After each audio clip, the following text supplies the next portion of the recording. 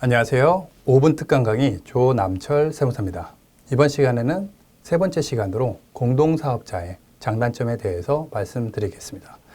저번 시간에 성실신고 대상자의 대응 방법으로 두 가지를 말씀드렸는데요. 하나는 공동사업장이고요. 또 하나는 법인 전환입니다. 자, 공동사업자 어떠한 장단점이 있는지 한번 살펴보도록 하겠습니다.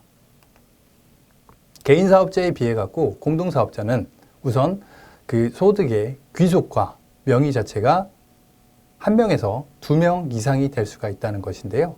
우선은 사업장의 명의가 우선은 개인, 갑 혼자가 되어 있다가 공동사업장이 되는 경우 갑 외 1인으로 찍히게 되어 있습니다. 이 인원수에 뭐 제한이 있는 것은 아니고요. 외 5인이 될 수도 있고요. 외 10인이 될 수도 있습니다. 그리고 그 가장 중요한 소득의 귀속 자체가 공동사업장의 귀속이 되고 갑 개인으로 개인 사업자 같은 경우 단독 사업자 같은 경우 갑 개인의 통장에 모든 자금이 꽂혔다고 하게 되면은 공동사업을 하게 되면은 공동사업장 통장에 자금이 이체가 되고 그 부분을 지분 비율대로 5대5 또는 6대4, 7대3으로 분배받게 되어 있습니다. 그리고 공동사업자를 신청하셔야 되는데요. 그 신청하실 때도 공동사업자 분배명세서라든지 그 다음에 동업계약서 그리고 여러 가지 서류들이 제출이 되어야 되는데요. 공동사업자 이제 분배명세서 같은 경우는 나중에 수익금액 자체가 확정이 되고 그 부분에 있어 갖고 소득세 신고세 첨부되는 서류로 보실 수가 있겠습니다. 그리고 동업계약서뿐만 아니라 그 소득금액 분배명세서에는 분배 비율이 들어가는데요. 출자 비율과 손익분배 비율이 들어가게 되어 있습니다. 출자 비율은 실제적으로 얼마를 돈을 냈는지를 따지는 거고요. 손익분배 비율은 얼마만큼 수익을 배분했는지를 보는 항목인데요. 출자 비율 같은 경우는 혹시라도 뭐 어머니와 딸이 사업을 한다고 했을 때요. 어머니가 1억을 내고 딸이 1,000만 원을 냈다. 그렇게 되면 어떻게 보면 가중치가 10대 1이 돼야 되는데요. 손익분배 비율은 5대 5로 나눌 수가 있습니다. 왜 그렇게 될 수가 있냐? 사업을 함에 있어 갖고 노무 출자도 할 수 있고 뭐 현금 출자도 할 수가 있는데요.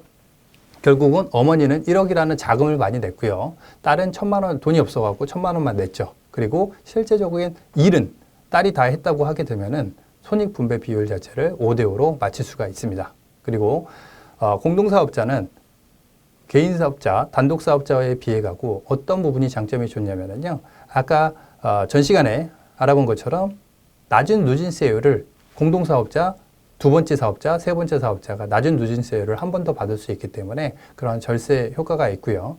그 다음에 동업을 한다는 개념이기 때문에 어쨌든 경영에 대한 리스크를 분산할 수 있는 그런 부분들이 있습니다. 또는 시너지, 자본과 경험이 시너지가 될 수 있는 부분도 있고요. 그런 부분이 있지만은 공동사업자를 할 때 조심하셔야 되는 것은 이 수익 배분에 있어서 비용 배분에 있어서 좀 문제가 생기는 경우들이 간혹 있는데요. 결국은 수익이 발생되고 법인 통장에 꽂힌 거를 법인 통장이라기보다 사업자 통장이죠. 사업자 통장에 꽂힌 금액을 어떻게 쓸 것인지 그 다음에 실제적으로 경영에 관여하는 사람도 있고 관여하지 않는 사람이 있다 그러면 경영에 관여하는 사람이 실제적으로 사업용 카드를 많이 쓸 거기 때문에 그 중에 가사경비는 없는지, 그 다음에 혹시 문제가 되는 경영활동은 없었는지라고 판단을 해야 되는 문제가 있고요. 공동사업, 동업을 할 때 가장 주의하셔야 될 것은요. 어떤 부분이 있냐면요. 결국은 실제적인 동업이라고 하게 되면은요. 동업계약서를 정확하게 작성하고 세무서에도 사업자 등록증 변경 신청을 하여야 합니다. 만약에 이렇게 하지 않고 만약에 사업이 잘 되게 되면은요. 그 출자한 사람이 실제적으로 갑이라는 사람이 실제 돈을 빌렸음에도 불구하고 사업이 잘 되면 그 돈을 빌려준 사람이 돈을 빌렸다고 하지 않고 투자를 했다고 그렇게 얘기해서 배당을 요구할 수가 있고요. 만약에 사업이 잘 안 됐다. 사업이 잘 안 되게 되면은 돈을 빌려준 게 아니라 실제적으로 투자를 했음에도 불구하고 돈을 빌려줬다고 원금 상환 요구를 하는 경우가 있습니다. 이 부분 반드시 주의하셔야 될 것 같고요. 그 다음에 마지막에 추가되는 공동사업자 명의가 들어오게 되면 4대 보험 문제가 발생될 수 있으니까 이 점 유의하셔야 되겠습니다. 네, 이상 감사합니다.